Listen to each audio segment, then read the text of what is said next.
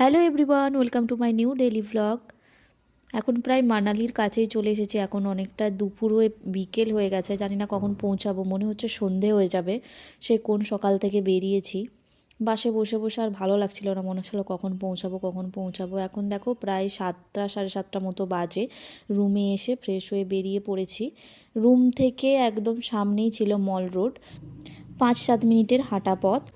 তাই রুমে গিয়ে চটপট ফ্রেশ হয়ে বেরিয়ে পড়েছিলাম। তারপর এসে প্রথমে এই সোয়েটারটা কিনে নিলাম, হাইনেকটা কিনে। তারপর দেখো এখানে দুজনে মিলে ঘুরছিলাম, পুরো দোকান টোকান সব কিছু ঘুরে দেখলাম। এখানের মল রোডটা দেখো কি সুন্দর, কত লোকজন, প্রচণ্ড দোকান ছিল, সব কিছু কেনাকাটা হয়ে গেছে।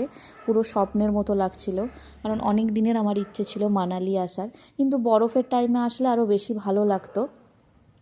যাই হোক, এখন এখানে আইসক্রিম নিয়ে নিচ্ছিলাম, এটা 8টা ফ্লেভারের ছিল। এবার একটু আইসক্রিম খেতে খেতে কিছুক্ষণ বসবো, তারপর রুমে যাব। কাল যাব